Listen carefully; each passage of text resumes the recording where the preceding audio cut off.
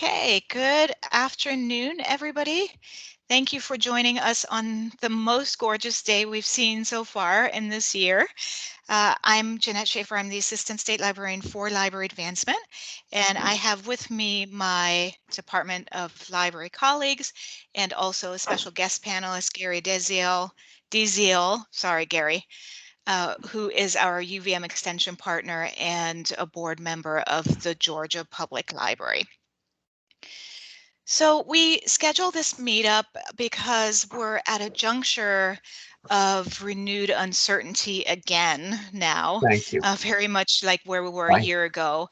We have vaccines coming, we have guidelines changing rapidly, we have pressure to reopen, and we're also feeling some excitement along with this trepidation as well. And both of those, I think, are causing a lot of stress and excited anticipation for us, all of us, I think, and we're getting a lot of questions to reflect that. So we thought we would schedule this meetup in the hopes of answering as many questions as we're able to, and also to give you a chance to hear from each other on some of the questions that are buzzing out there. We anticipate having additional meetups and a pretty steady stream of information as things evolve heading into what we hope will be some normalcy this summer. So welcome and thank you for joining us. Hopefully we'll have a good discussion, and we already have great questions. So I'm going to hand it off to State Librarian Jason Broughton. And before he leads us into the actual reopening discussion, he will give you a brief update on some of the federal funding that is coming our way. So Jason, take it away. Hello, good afternoon, everyone. I'm going to wait, Jeanette, until that slide gets up because I need that to be the center of focus so that everyone can see what we will be discussing. So when the PowerPoint is up. Give me 1 second. The age helps.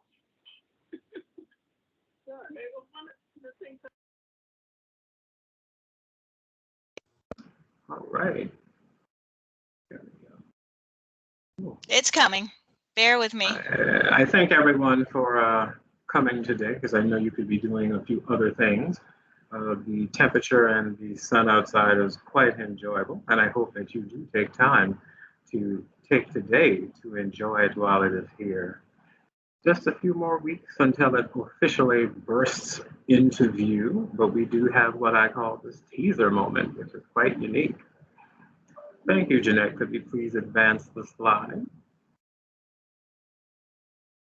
All right.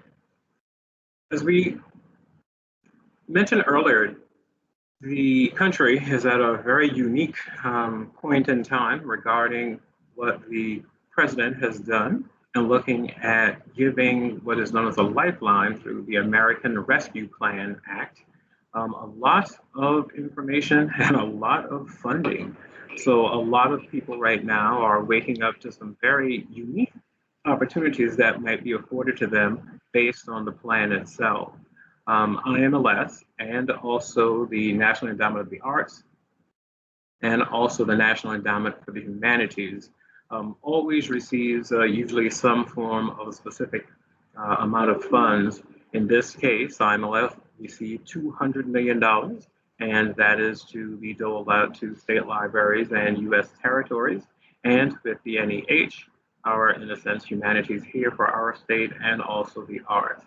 Each of those endowments ended up getting $135 million. So things will also be coming from them very soon. As we look at this, with what we call ARPA, each state was given a specific base, and based upon that base, you then added a dollar per person. And why is that so important? Because of all the wonderful work that you did to help promote the census as libraries. This is now coming back to us. Even though the census has not released its data yet, it is still going forward. The states will get that data actually in September for redistricting. On that note, I'll make a quick little announcement as well. A lot of people might not know this, but the state of Vermont, like many other states, actually has to amend parts of things because it actually has some statutory times for redistricting. since the data is not in at the moment, they are going to be taking time to adjust parts of our items. So we will see what it looks like. It's a new thing for everybody to have it so late. In IMLS receiving the 200 million and creating the base, it allowed them to calculate that Vermont would be getting $2,135,000 to do a variety of grants or projects. That will be one of the things that is going to be a little bit different than the ARPA money that a town or the state is receiving. Our money must be doled out in the form of grants in specific areas, again, such as broadband, specific needs for PPE or mitigation of COVID, along with other things such as general library services. We are still awaiting not only the funding, but a little bit more guidance on how they would like for the department to navigate the funding. We do know in a nice way that we actually have until next September to utilize all of the funds, but the request has been made to spend the money as quickly as we possibly can. But that, of course, will take time, given that it has to be procurement through grants and different types of items, and then the state of Vermont itself. The state of Vermont, if you did not know, is receiving $1.3 billion. You should be reading, however, what they are already having to do with half the money, which is a requirement. Half of the money is to be given to towns, cities, boroughs, and municipalities directly with no precondition. And the reason why that's important is because libraries should not simply rely on the Department of Libraries by itself to receive funding. Our money is again tied up in a specific requirement and will be coming in grant-based items. But the funds that will go to your town, for example, I sit on the Public Art Committee for Barre City, and what was nice to know is that we were told in a really wonderful way that Barre City will be getting $2.2 million. Now with that, I'm going to let people know you are encouraged to ask your town for funding. That level of funding can be used for renovations and construction. Our money cannot. This we already know. So libraries, if they consider it, or if you have a wonderful relationship, or were told during town meeting day, stand down on your financial request right now, the town doesn't have any money. Now is the time to spring back into action, because those funds, again, are general use funds and are going to be requested by a number of people. So libraries should actually do two things. They will be, of course, getting grants from the Department of Libraries, but they should also consider asking their towns for the funds that they receive from ARPA. So you should be playing in two sandboxes. It's very important that you do so. Otherwise, you might be short-changing yourself in a time on things that you actually would like to have completed or fixed.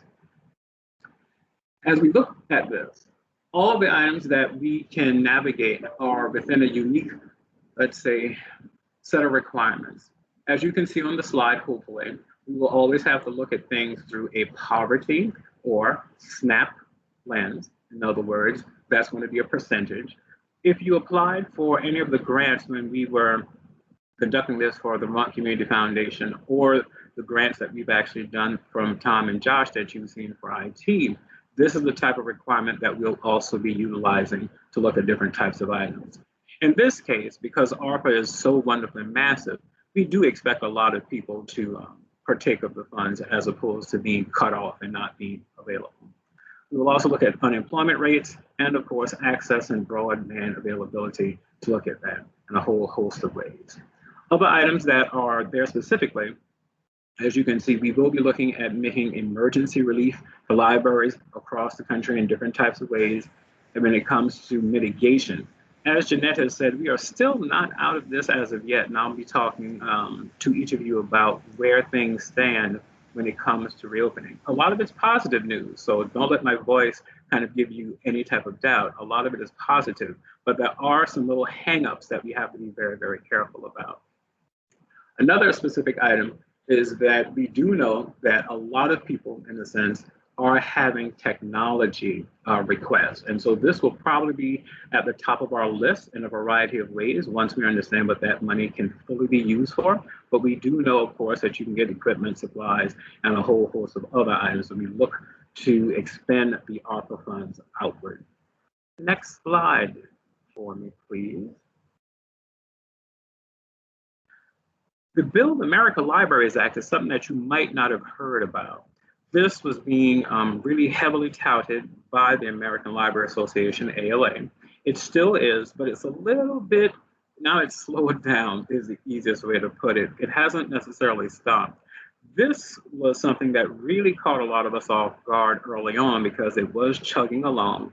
And within that, there is still a lot of requests to support the act. When I say support, the Department of Libraries and also the Vermont Library Association has been working together to connect with our congressional leaders, and we actually pulled off a coup. We pulled off a trifecta. In other words, all of our congressional leaders are not only signed on to the bill, but are actual co-sponsors of this bill for library services.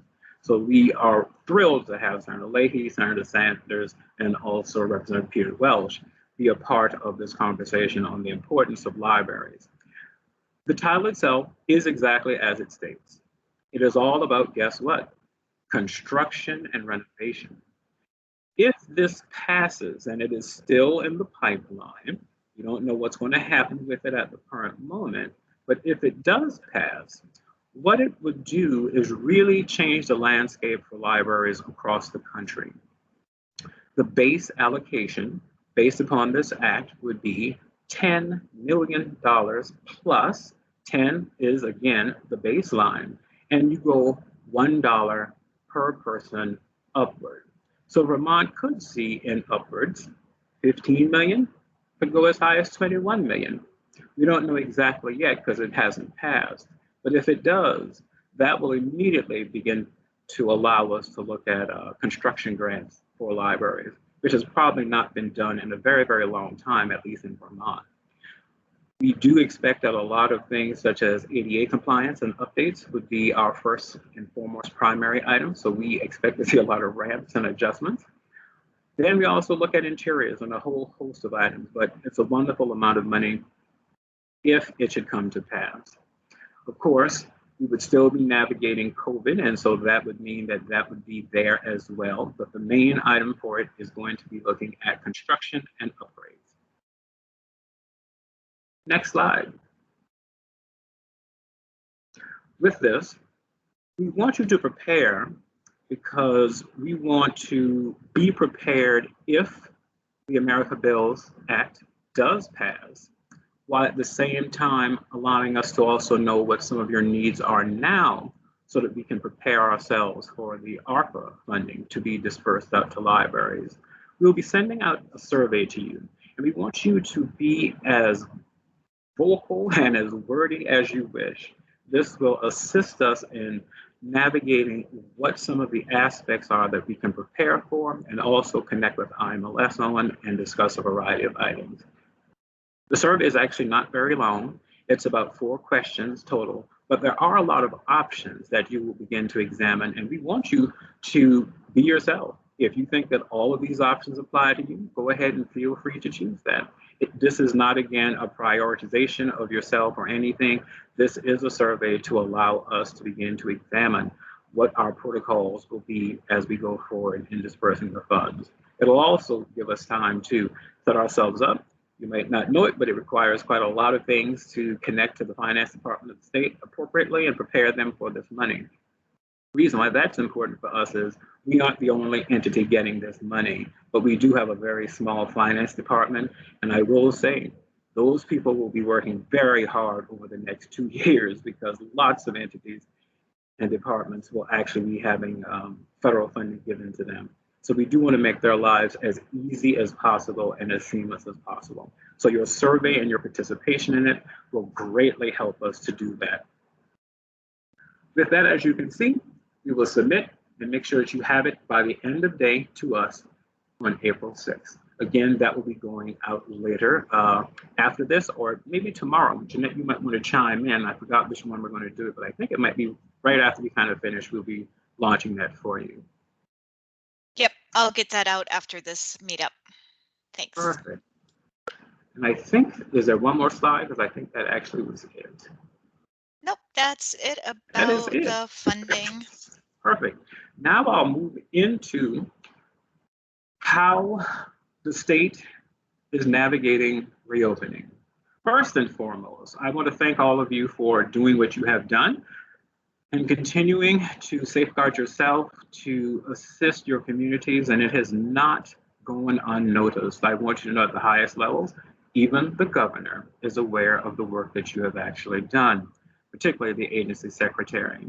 So you have my utmost and heartfelt thanks on one, keeping yourself safe, two, keeping yourself hopefully upbeat, and number three, trying to form some level of library services out across Vermont because people do pay attention to such items. We get a lot of people who gently tell us about their library and how much they're in love with it and what they've actually done at the current time. So you have a lot of people who actually have library love. As you look to the spring, which it already is, here's the first thing that I can tell you. Number one, you can actually reopen your library. Yes, you heard me right. It does, of course, need to have precautions. Masks still need to be done. You still need to have a health officer. Even if a person is vaccinated, you still need to take a temperature. You still need to send them home if it's high. They could be sick with something else. So those impacts do not go away. As you begin to open up your library, you are allowed to actually have browsing in the stacks. The key item, however, is people are not to linger. This is where you need to be a little bit more thoughtful. You can also have outdoor programming. Indoor, you can have it, but you have to follow ACCD's guidelines when it comes to meeting as a group per the amount of square footage of your actual facility or space. So all rules still apply, except you just get to now open up, allow browsing, and of course, people cannot really linger. They can quickly browse, they can come in and get what they need. You can have it by appointment if you want. You can open up, but you will still have to have a contact tracing sheet. And you must keep that for 30 days in the event that people are contagious. With that, I hope it allows you some form of comfort to know that you can do that. You don't have to rush because a lot of you will also need to think about this because you have staff and you have to feel comfortable, number one, doing it. It's not that people won't come into your library. It's that you have to feel comfortable to go through those routines once again and take some of the precautions to allow people to come through the door for a set period of time. With that, are there any questions? Yep, Jason. So let me see. Tom is responding to a question that Amy had about the funding. So as far as reopening, contact tracing, yes, Karen, as Jason just said, is still necessary. That rule has not changed. Jason, would you clarify? Nancy asks, I thought indoor meetings were not allowed under ACCD guidelines as of November 2020. So if you could just clarify that.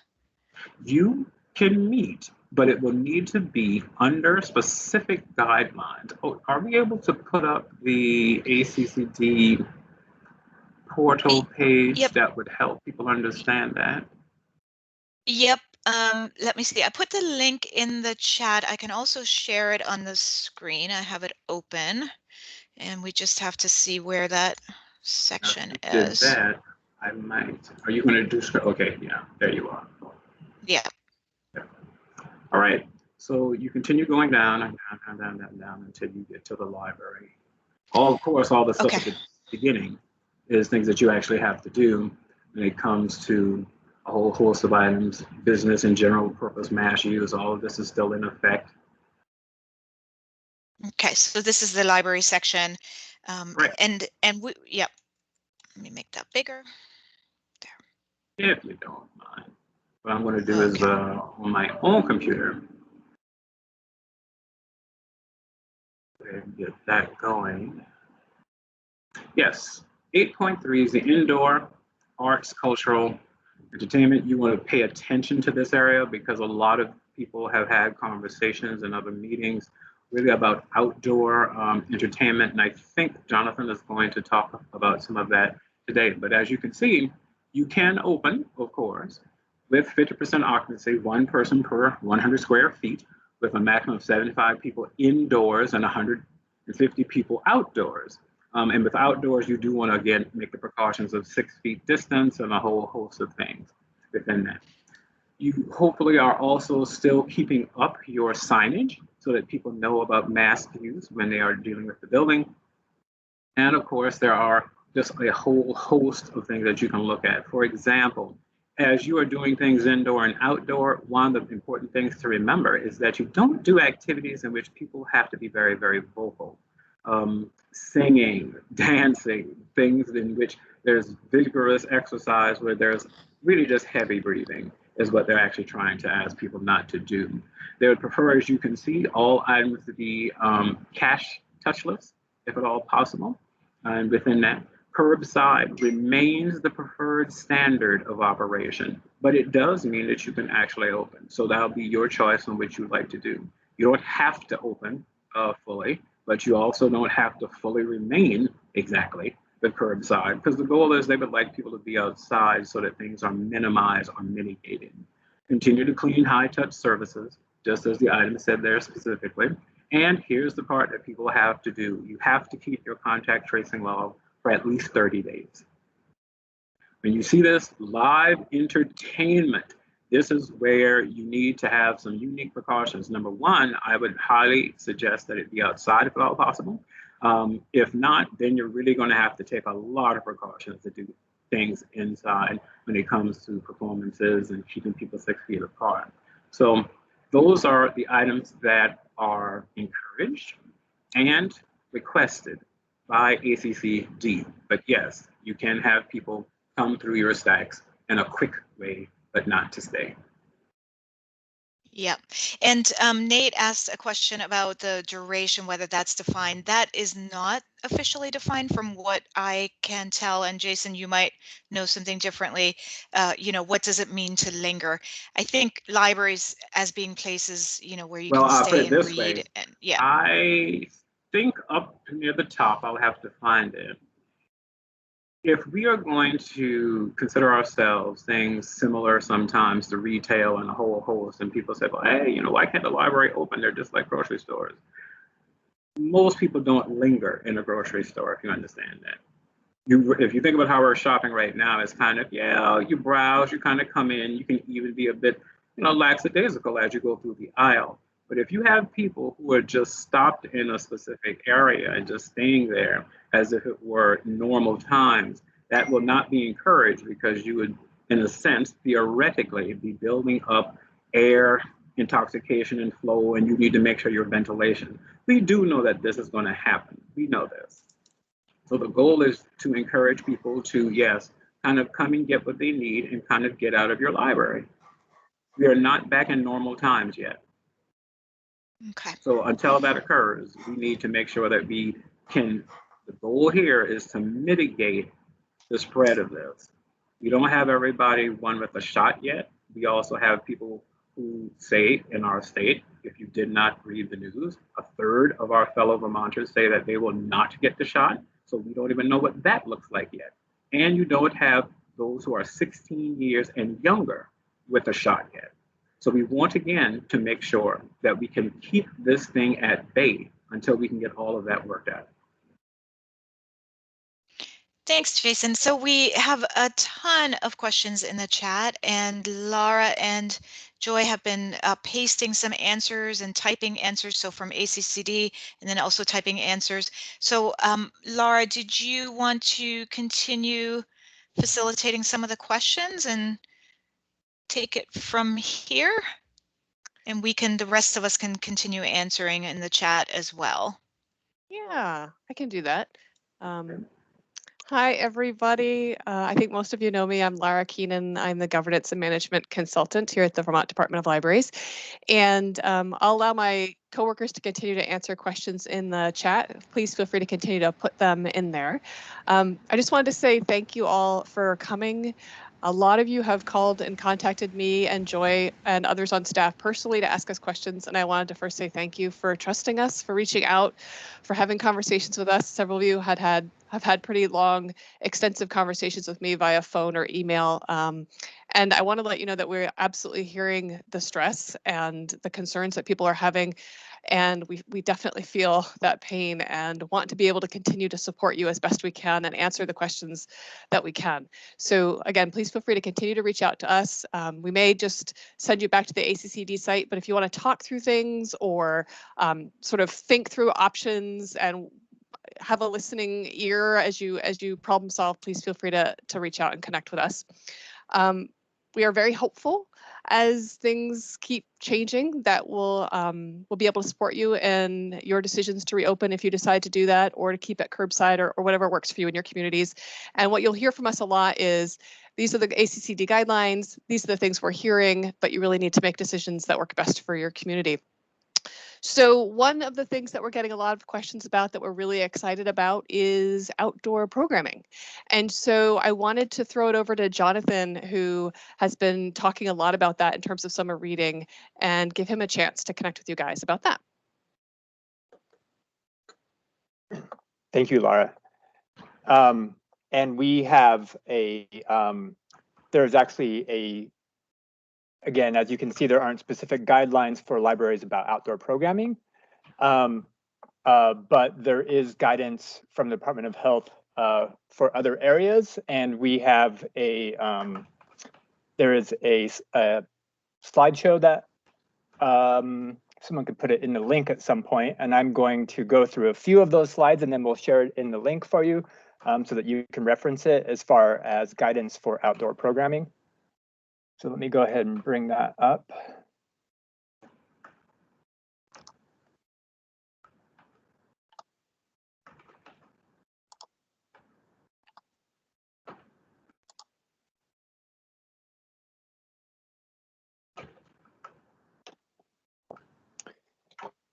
Okay, so as was mentioned, if you choose to do outdoor programming, which many of you are planning, it is really a matter of risk prevention, and that's what I'm gonna be talking a lot about.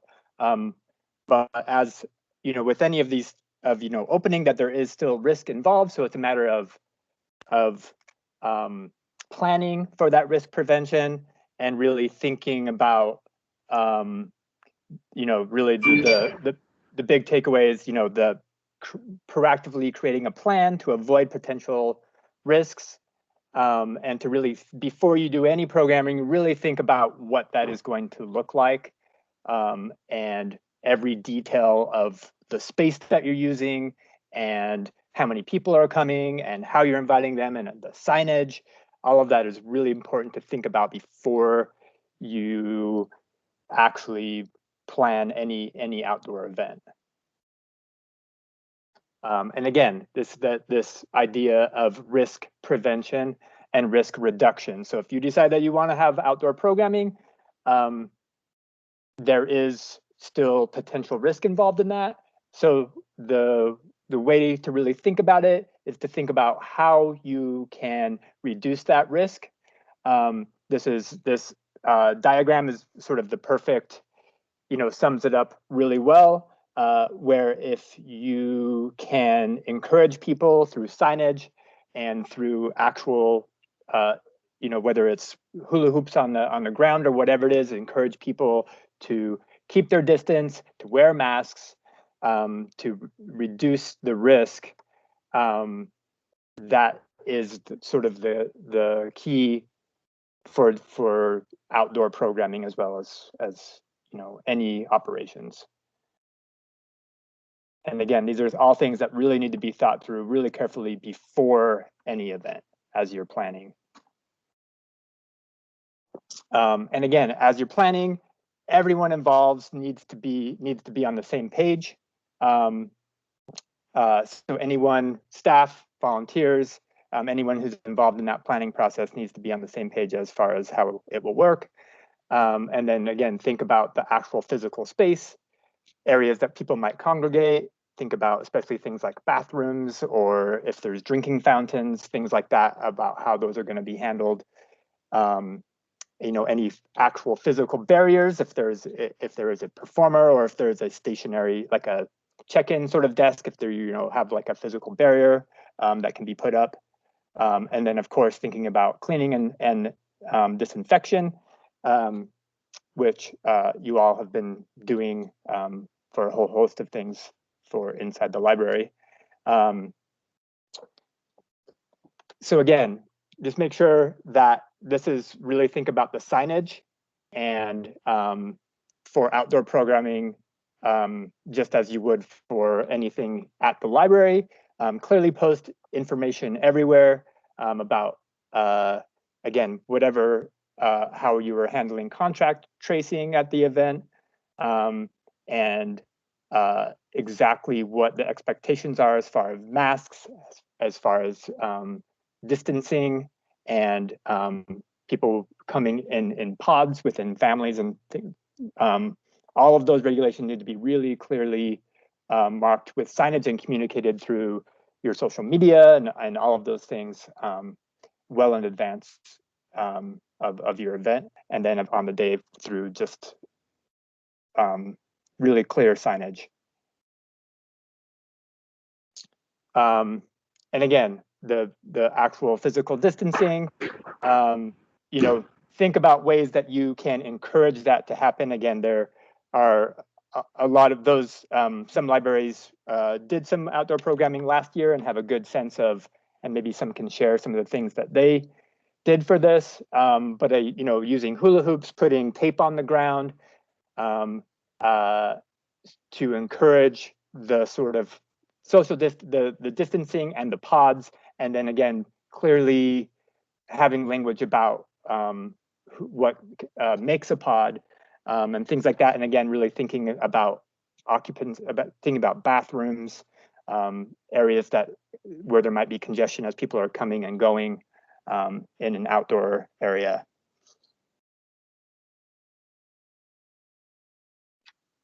And then again, of course, require face masks. Again, if there is a check-in table or something, that might be a place where you would be able to have a plexiglass barrier, you know, where the people are checking in, contact tracing is happening, that would be a good place for that. And then, of course, all of the cleaning and disinfecting that you've been doing. I'm not going to hit too much on this. And again, we will share out this whole thing, the whole presentation. And then not only do you need to check with everyone involved in planning of your team, but if you're having a outside performer coming, then you need to also make sure that everything is clearly coordinated with them about all the regulations and everything that's going to be put in place. And especially think about, you know, if there's singing or music involved, those are especially, you know, need to be thoughtful about how that would work. So, you know, just carefully coordinate with any person who's coming to help to perform or to present. And then there's a bunch of other resources that you can check out as well that are within the full slideshow, which we will share with you. So that is very quickly the overview of that, of outdoor programming. And close this.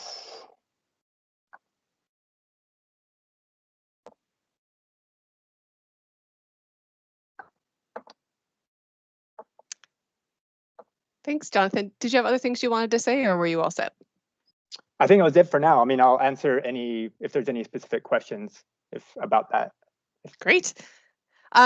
So thank you, Jonathan. So now, again, we've been having a really robust discussion in the chat. Thank you very much. But if anyone would like to raise their hand, we can call on people with questions about reopening. We've tried to cover a lot of the questions that were sent in ahead of time, but if you had sent one in that you don't feel like we have touched upon yet, please feel free to put it in the chat again or to raise your hand and we will call on folks. And then all of VTLIB is here so we can call on people. Laura, I do have one that I think I want to just quickly chime in, and I want to say someone wanted to say Franklin County has a higher rate of unfortunate infections at this current moment. And they wanted to know, are we saying that they can open up? One of the things that I would highly suggest, knowing that if you are in an area with a high infection rate, you probably shouldn't open up. That's it. That's all I'm going to say on that. Thanks, Jason. And my colleague just pointed out to me that we had actually got a number of questions about vaccinations that were sent in earlier that we haven't actually addressed yet. So before we go into more Q&A, I want to make sure I touch on that because that may be some of the questions that people had. And we had said at the beginning, we have a special guest star here with us today. Hopefully all of you know about him. Gary Deziel from the UVM Extension helps us with a lot of these HR related issues. So Gary, are you willing to unmute and pop up and talk a little bit about vaccinations? I am. I'm not quite a star, but I know that. Thank you very much, Laura, for introducing me. And I just really appreciate working with Vermont Department of Libraries, wonderful folks. And my heart really is in libraries. And there have been a couple questions that Jeanette forwarded to me about vaccinations. I'm going to try to be as brief as possible. And when you're talking about human resources, sometimes that's not very possible because it's complicated. But one question was, how do you handle staff who choose not to vaccinate? So we know that vaccination, companies can choose to have vaccination as mandatory, but very few are, of course, because you have to really prove a solid proof about the possibility of harm if your employees are not vaccinated. So in the library world, it's all voluntary, and what doesn't change is remembering the basics, about communication, about following the personnel policy, but about vaccination. You can ask if somebody has been vaccinated or not. I've seen this in a couple different places. This has been kind of it's a Vermont League of Cities and Towns lists that as something that you can ask, and the Equal Employment Opportunity Commission also lists it as something you can ask. However, you may not ask why somebody chooses not to vaccinate or why they choose to vaccinate. You can ask if they've had a COVID test. You can ask if they vaccinate. If a staff chooses not to vaccinate, we just still follow ACCD rules. Nothing changes about that.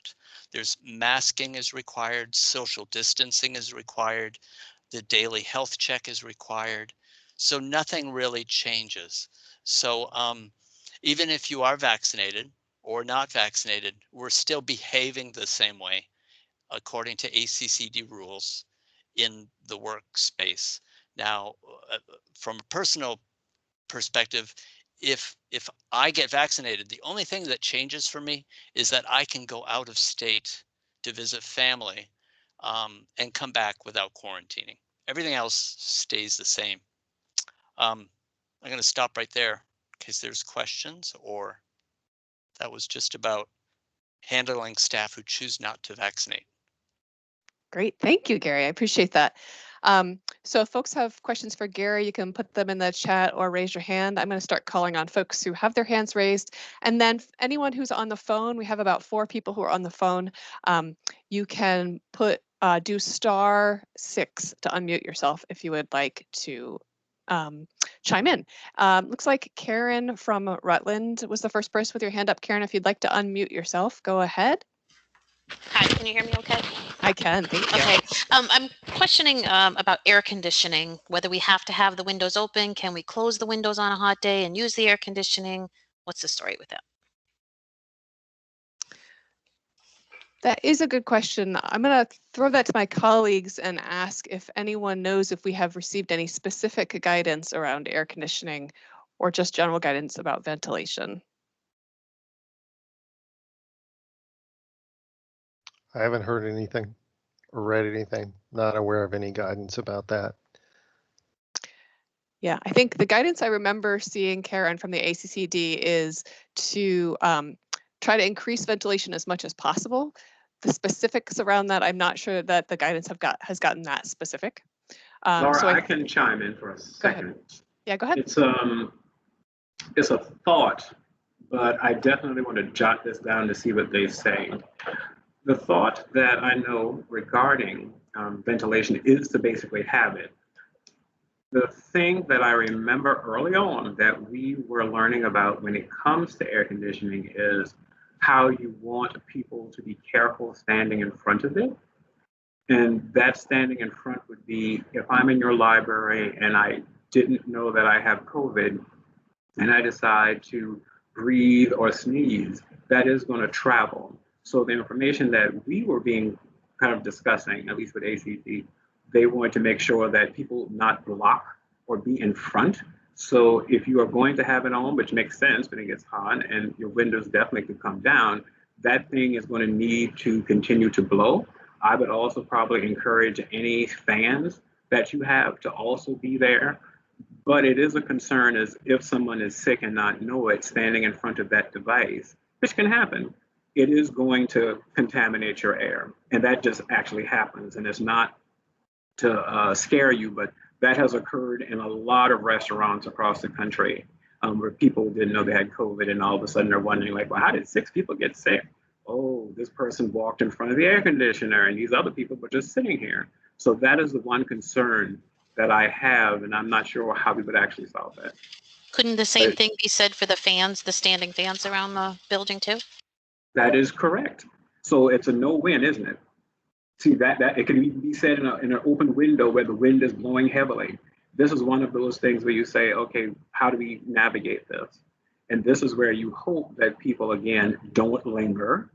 They quickly come in and get what they need, and that they have, guess what, masks on to decrease that.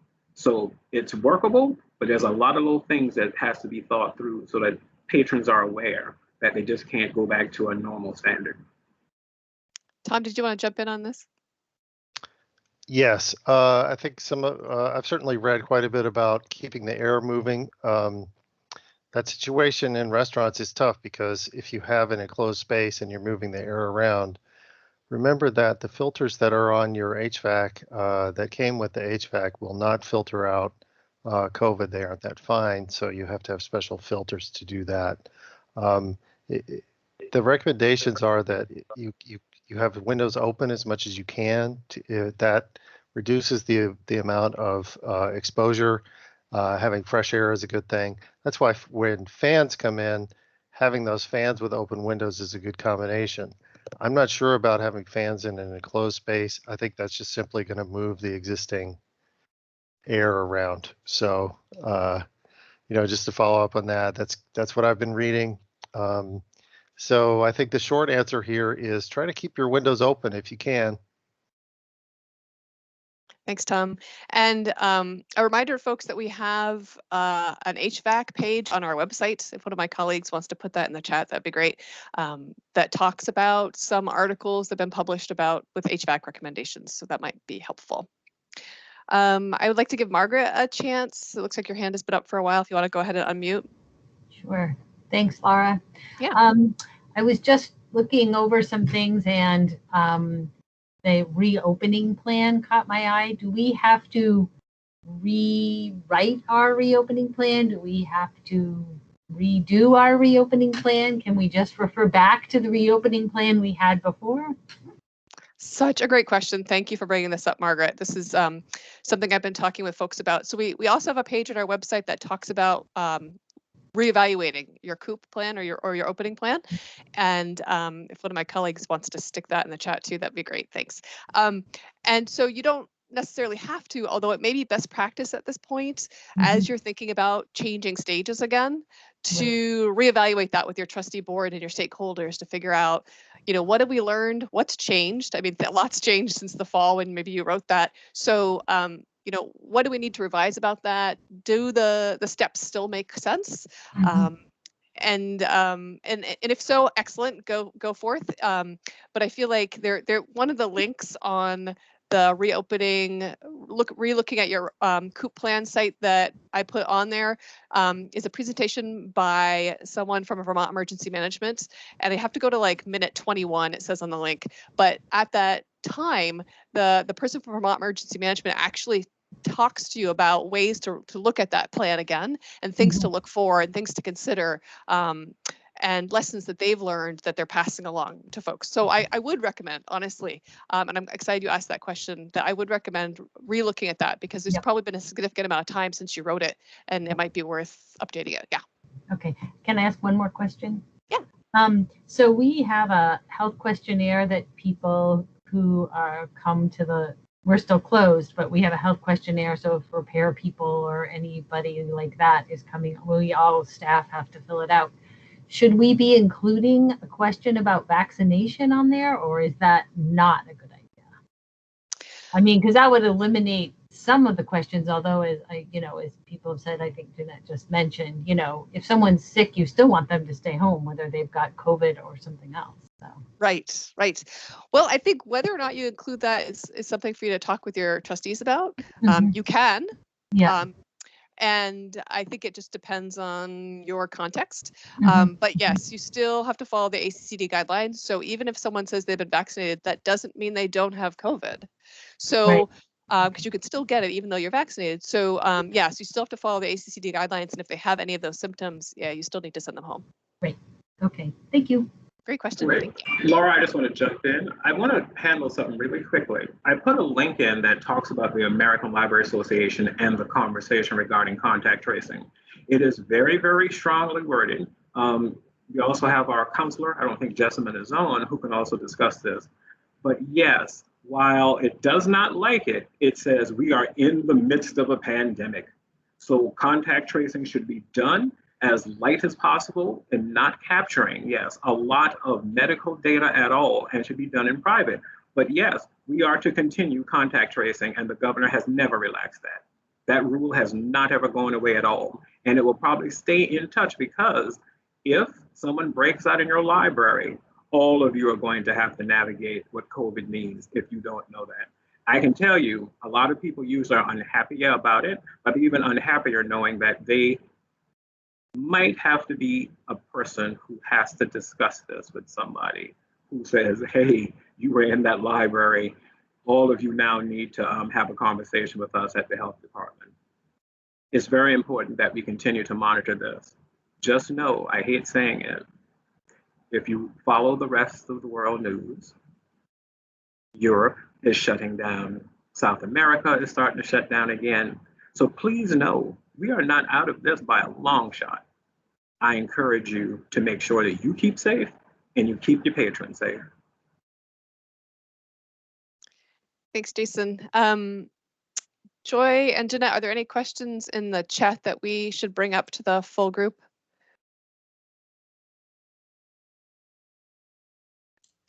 Hang on a second. Yeah. So Jeanette had a question. The other Jeanette had a question about, so can we allow only those who are vaccinated into the stacks for browsing? That is a really tricky one, and I wonder if one of my colleagues wants to take that one. And I do want to just follow up to what Jason said. We understand the tension between confidentiality laws and the COVID requirements.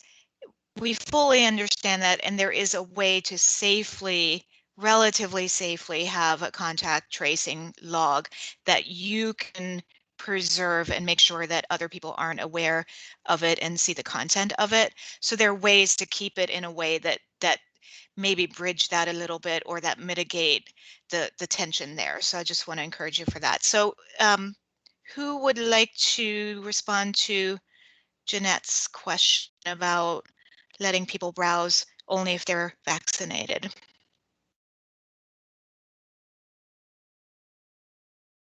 Nobody.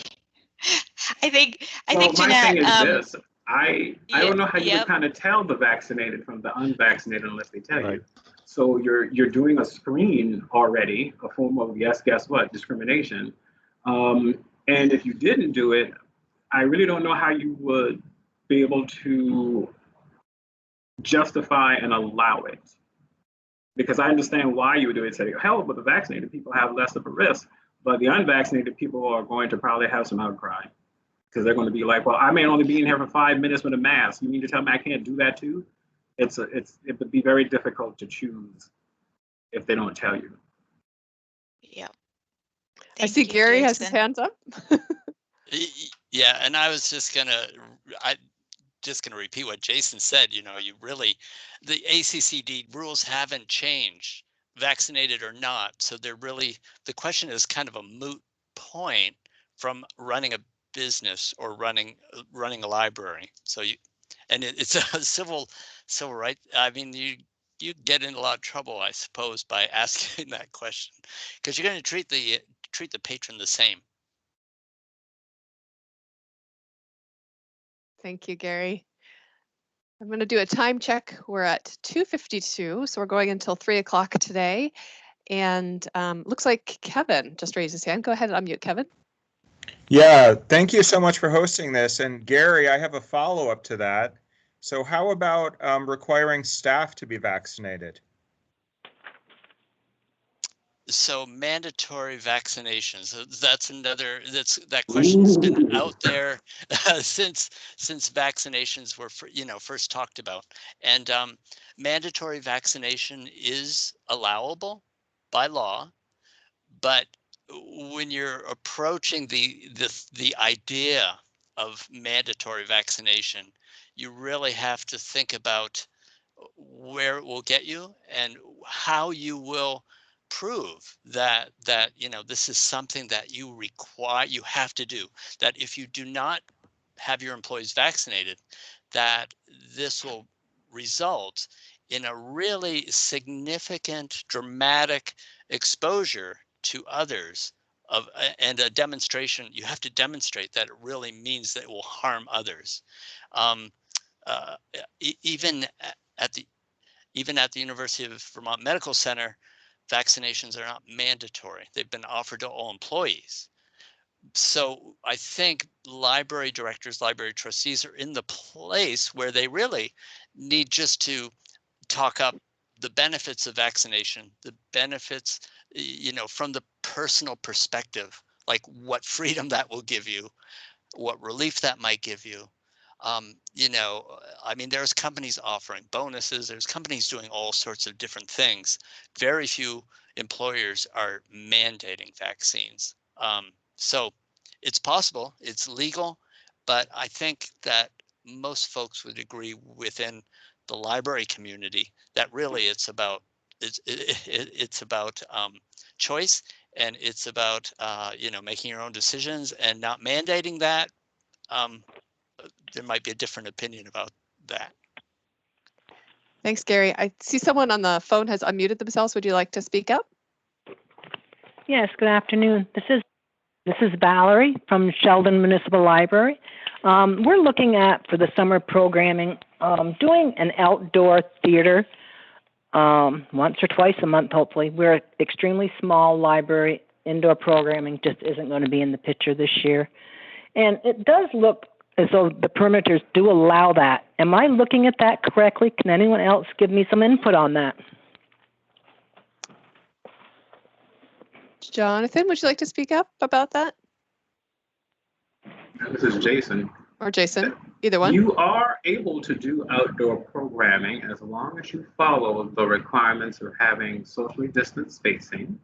You can also ensure that your presenter or performer is distanced farthest away and does not have to do a lot of local items.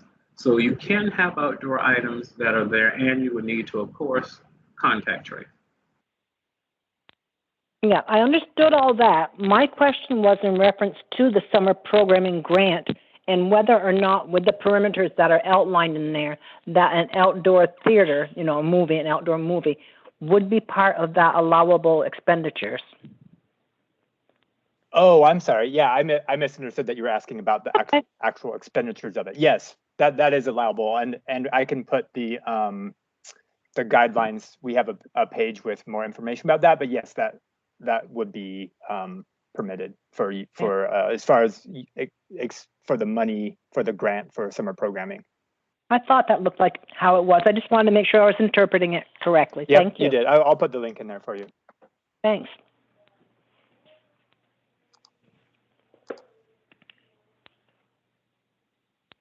I think Margaret has a question. Laura, you're muted. Sorry, Margaret, did you still have a question, or was your hand just, okay, she put it down. Anyone else on the phone with a question, go ahead and *6 to unmute. Or anyone else want to raise their hand? Is there anything in the chat for the last couple minutes that we want to try to get to? I'll say this, being a part of the Vermont Library Association, Amy Olson has put into the chat that they will be having an after conversation for VLA after this ends. So please feel free to connect with that link, and with that, go forward and have continued conversations with VLA. Great. Thanks, everyone. I don't know if we didn't actually discuss as a group who wanted to close out, but I can go ahead and close out, or Jason can, or Jeanette. I just want to thank folks for a great discussion, and can recommend to keep reaching out to us with your questions, because we really are here for you. I concur. So please continue to send it. Yep, and as I've said before, we will have these meetups as needed, and as soon as we get a bunch of questions in, we will have additional ones, and we'll just keep the dialogue going and ask for anything, and we will try to answer as best we can. Thank you so much. Enjoy this lovely day.